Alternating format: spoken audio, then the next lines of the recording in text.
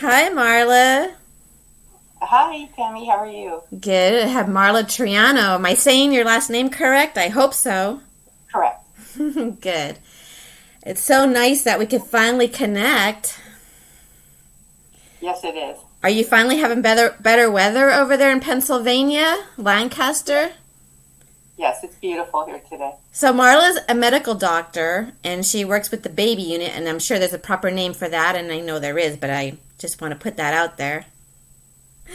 Yes, I'm a neonatologist, which is a specialized pediatrician. I take care of sick and premature newborns.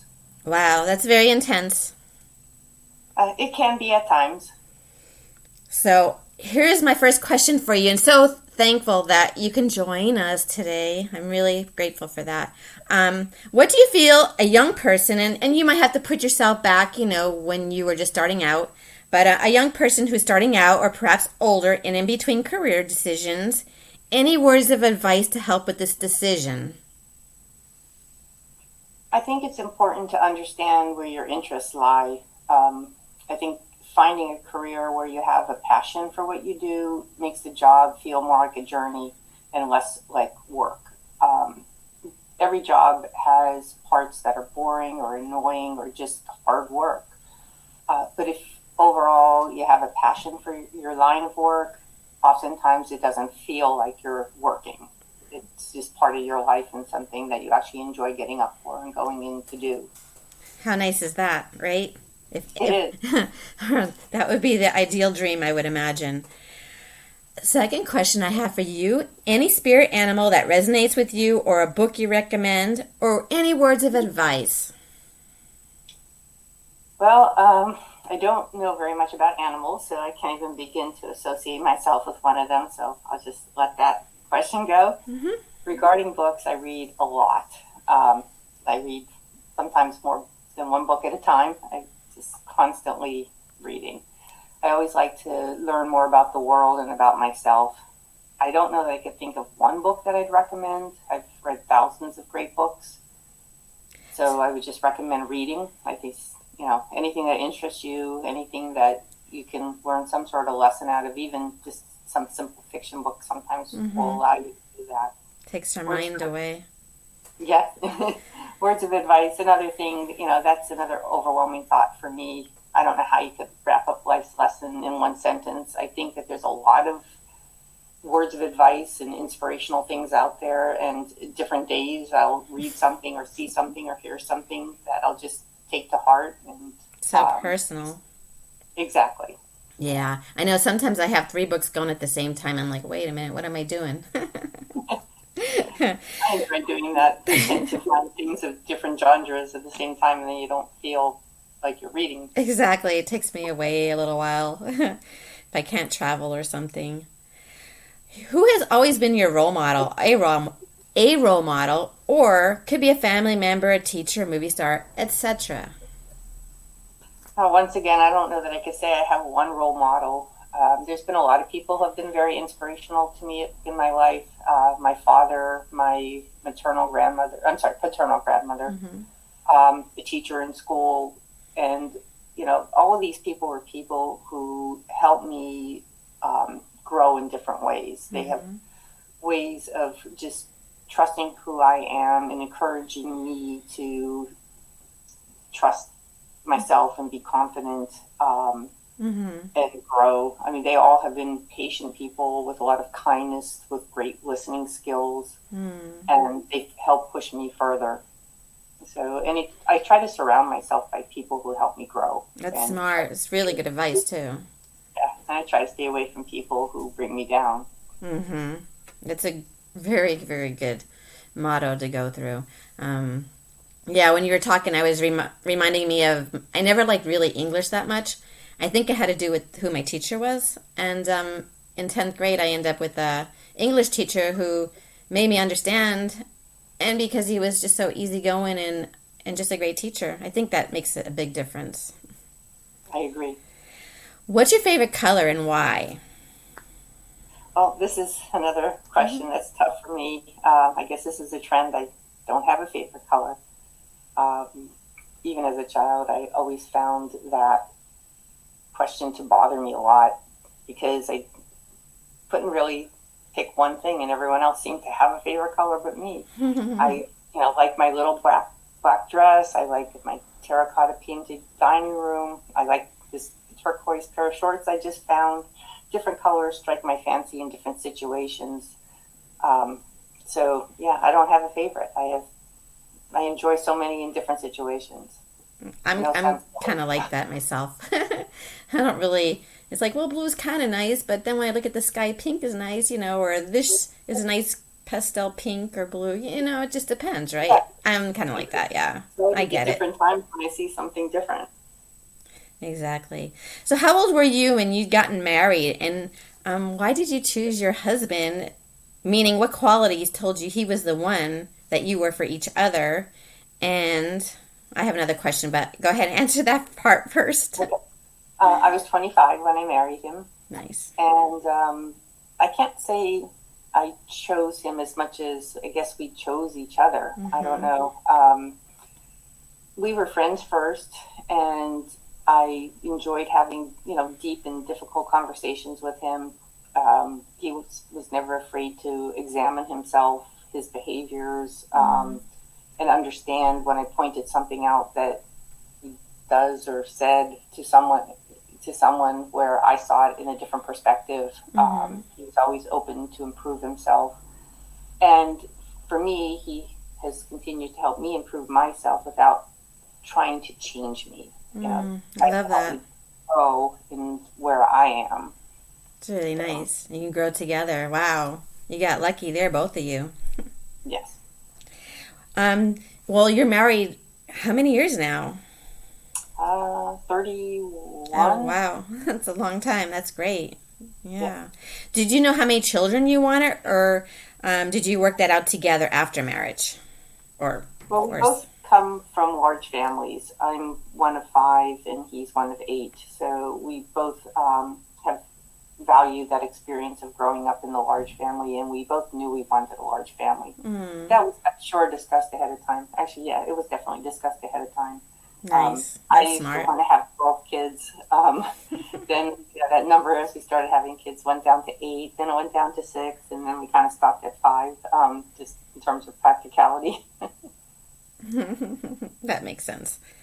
What inspired you about, a lot of people don't know, I do, genealogy and family history? Well, as I said, family is very important to me. I feel that who we are comes from who we've been surrounded by, who or what we've been surrounded by. And family makes up a lot of that. So I yearn to understand my family, to get a clearer picture of myself and others in my family. I feel like understanding breeds tolerance. Yeah. So if I understand more of why people act like they do in my family, what challenges did they have, what hardships did they have, what experience did they have, and why do we have the fears that we do? Why do we act the way we do? Why do we value certain things? It gives me a clear understanding of who everyone else is, including myself. It's true. Very good perspective, on life in general. Wow, I like that answer. That's a good one. I understand you and your son is putting together a book about your family history, and that's how, is that correct? And do you have a name for this book? And how can I ask any of my listeners for help with supporting this project? We are working on a book. I actually started the research on this 20-some years ago, and I've been spinning my wheels just researching. And my son jokes around that I couldn't find somebody to be an author, so I born and bred one. And so he's a creative writer and is trying to help me turn this dry material into stories. And I'm very thankful for him on that. So since I'm not the creative one, the book doesn't have a name yet, and I'm hoping at some point he'll come up with something, because once again, that stresses me out of my league. No, that's been, it's a journey, because like you said, 20 years, people think things are overnight. Well, some people do, and we know it's a process. Yes, exactly. And if he didn't help me write it, I'd just be doing the research still, because that's never ending. Never ending. Is this the same son that I feel you are a good, well, you were one of the role models. I think, you tell me if I'm incorrect, for he's going to medical school. Is that right? That is correct. Yes. So our time with working on this together has been pretty limited, but we're making the most of it. That's fantastic. You had asked about how people can help.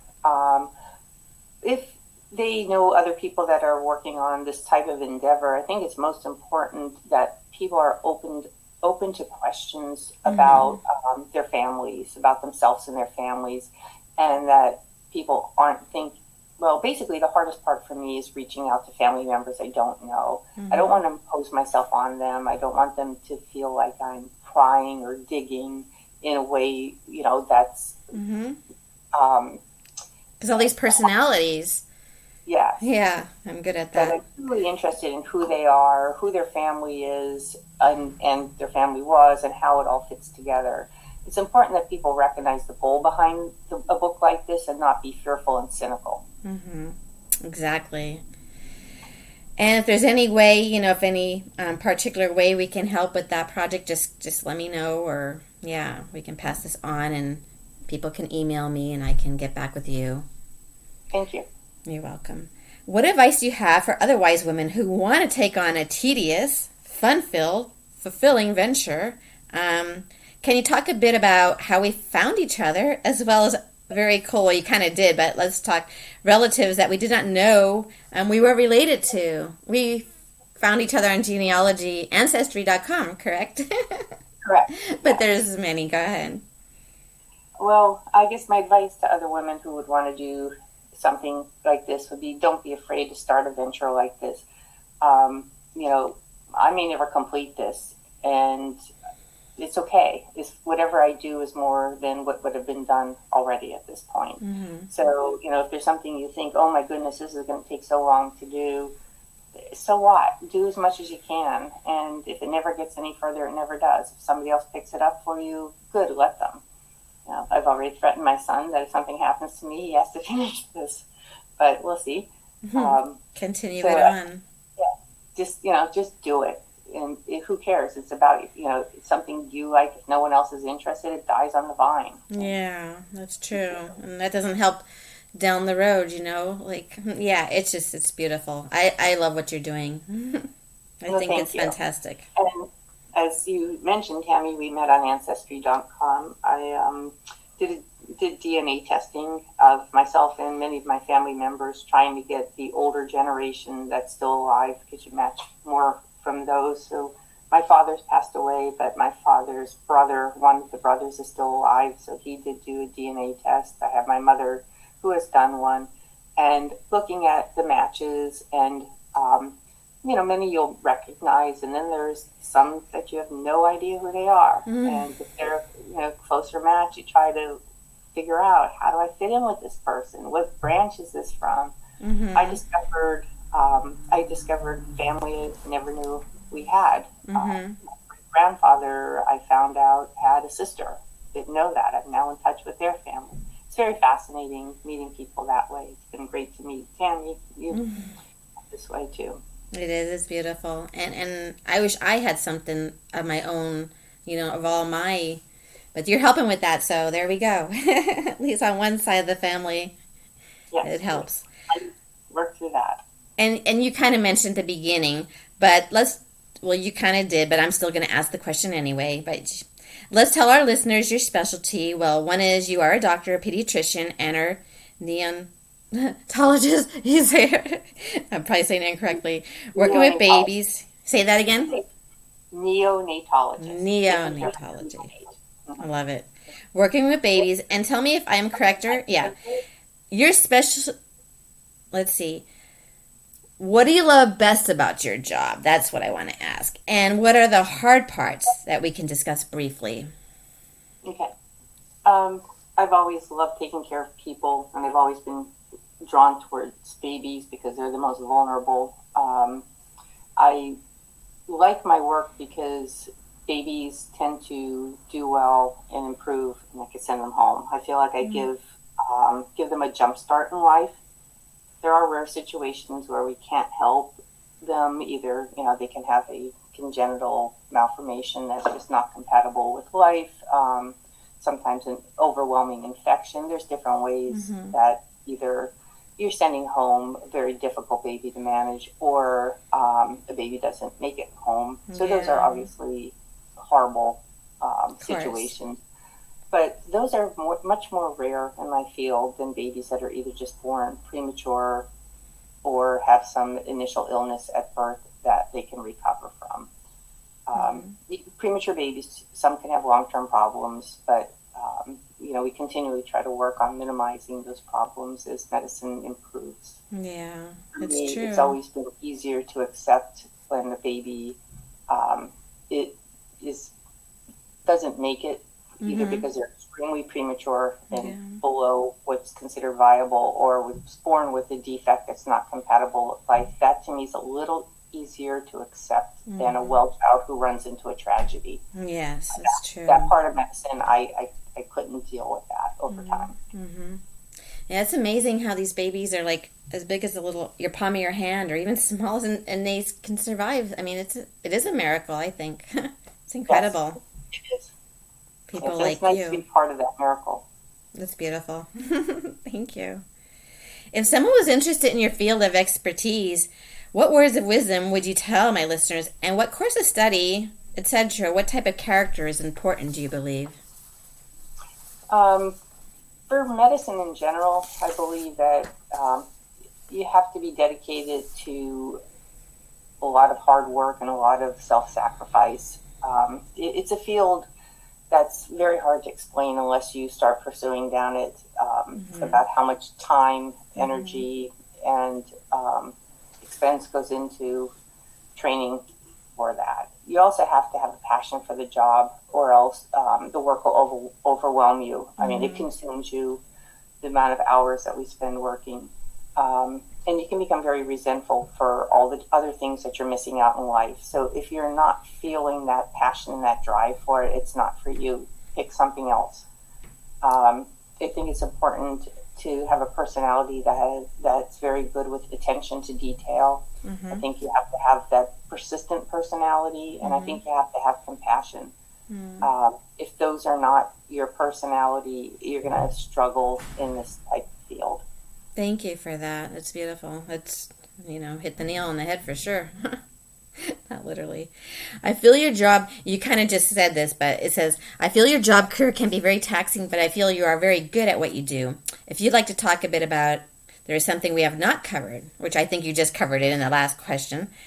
And I think it's a great fit, how genealogy and working and finding families goes along perfectly with connecting mom and dad with their loved ones. If there's anything you feel is important to share regarding the statement, and I think you already pretty much hit on it, but if there's anything else.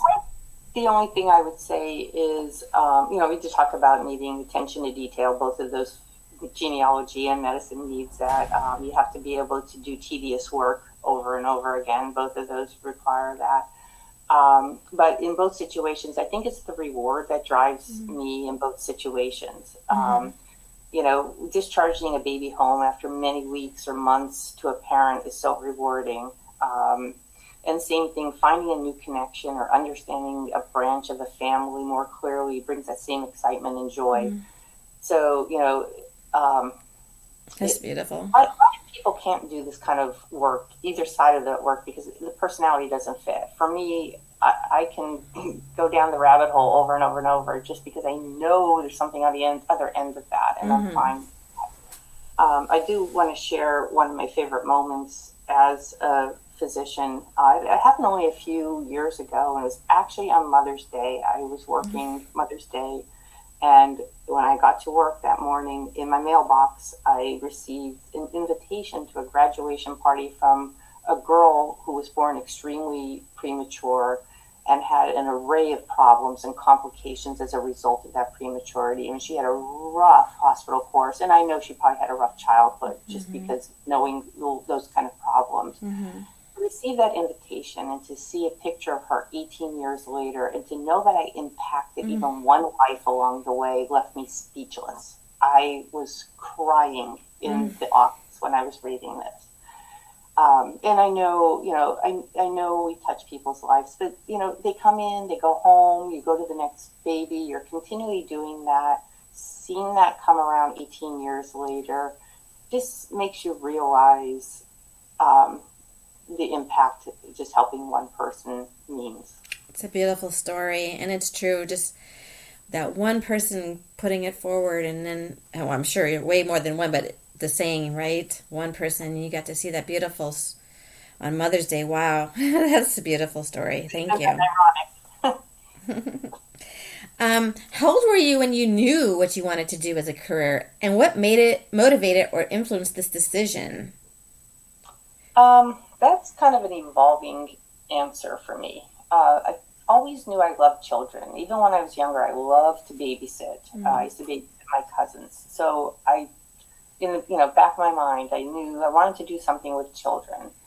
I always had an inclination towards the sciences and maths in school. I was horrible at all the language arts stuff. But, you give me a math problem, you give me science stuff, I'm all over that.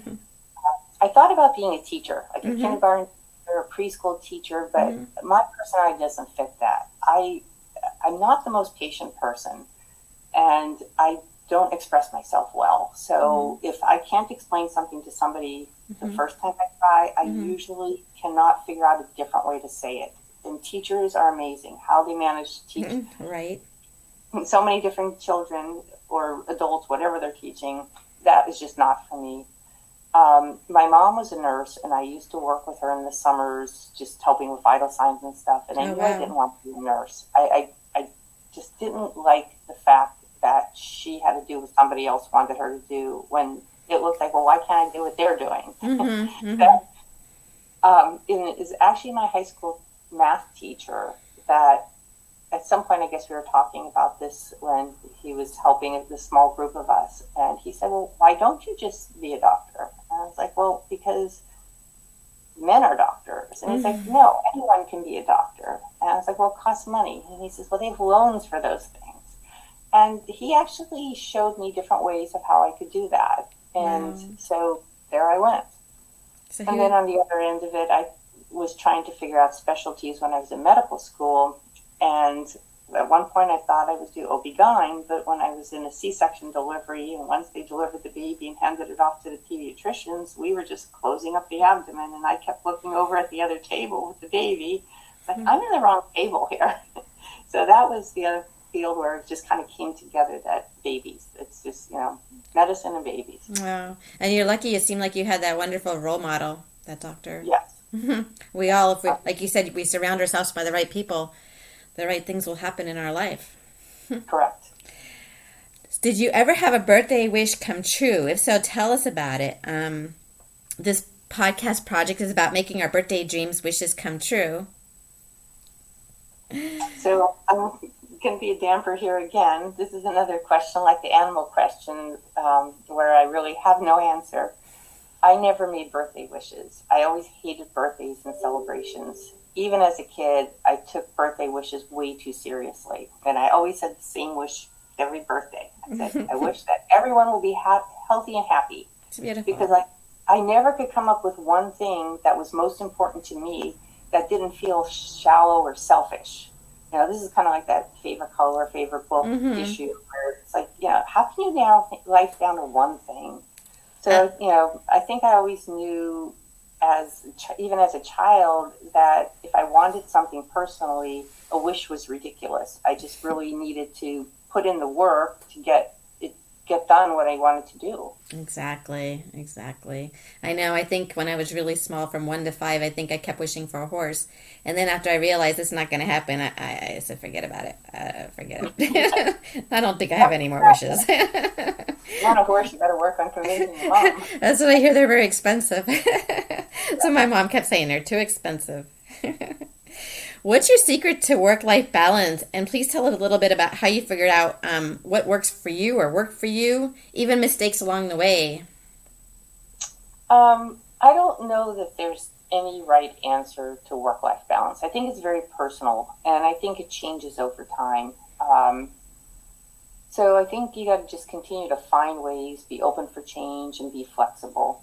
I worked full time initially along with my husband, who's also a physician. We had actually two different nannies, so that we had a day nanny and a night nanny because we're taking night calls and so forth. And of course, I had to organize that, and had spreadsheets and the whole nine yards.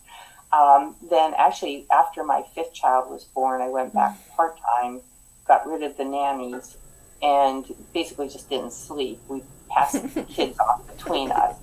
Was any of those the right answer? I don't know. You ask the kids and they think their life is okay. I don't know the right answer to any of that. Well, but we did what worked at the time. Yeah, what worked for you. Mm-hmm. Exactly. I think the idea of just continually reassessing the situation, seeing if you can come up with a better answer, a better way to do things over time. And we've continued to do that. Yeah, exactly. Because I don't think there is any right answer. You have to figure out as you go along. And, if something works, you keep doing it. If it doesn't, stay open-minded to changes, like you said. Yes. What's the best part of your day? You kind of mentioned it too, but the best part of your day, and could be as simple as a smile from your patient, a hug from one of your children, or just some rest and relaxation. Well, this is going to sound very shallow, but the best part of my day is my breakfast. Nice. Okay, my husband laughs at me. He calls it my Zen breakfast. Nice. I'm a morning person, and I just make sure that I give myself enough time for breakfast, that I don't feel rushed. I'm kind of a high stress, high anxiety person, and my anxiety goes up as the day goes on. So I want no one to mess with my morning and my breakfast. I love it. And mornings is like, it could be 5 a.m., it could be 6 a.m. I don't know what's morning for you. It can be exactly those times. And, and I think this all kind of evolved from when I had 5 children. And somehow, even if they're up all night crying, that morning 4, 5, 6 a.m., they would settle down, quiet out, and then that would be my time. Yeah. And I find that at work too, if I have a very busy night and somehow things kind of settle down and lull at that 4, 5, 6 a.m. time, and you can kind of regroup. Nice. And, I don't know what that hour is, but there's something special about that to me. It's true. I hear that. That is best. If a person can be a morning person, it makes your days longer. And yeah, I'm just thinking of coffee too when you were saying that, or espresso. I don't know if you're a coffee drinker. Cappuccino or espresso, something like that. Right. A little bit of OJ. My last question here is, what keeps you grounded, such as sane? Your hobbies, I know tennis, correct? And what other kind of hobbies or sports do you enjoy, and why do you feel it's so vital to do something with movement for our mind, body, and spirit? Okay, you're correct. Tennis has become a hobby. It's actually something I only picked up about 10 years ago. And I'm so happy I did. I've never played a ball sport prior to that, never actually played any kind of racket sports like that, only had done gymnastics and running as a kid. So it was a huge challenge in terms of, eye-hand coordination, following the ball, basic things you probably learn as a kid that I missed out on. But what I really love about tennis is two-pronged. One is the physical activity. I never liked running. It seemed boring. But I don't mind running around chasing after a little yellow ball. There's something about that. I don't even notice I'm running. So I can play for hours. I love it. You can't tire me out. I will just keep going. It's just awesome exercise, and I am in so much better fit than I was during the time of having children. I mean, I never had a weight problem, but just in terms of just fitness. So it's been great at my age that I feel as fit as I do. But the other part of tennis that is, I think, so fascinating and people don't understand is tennis is like life. And you learn so much about yourself on the tennis court. It's about problem solving, learning to trust yourself, learning to focus on the controllable elements and be serene with things that are outside your influence.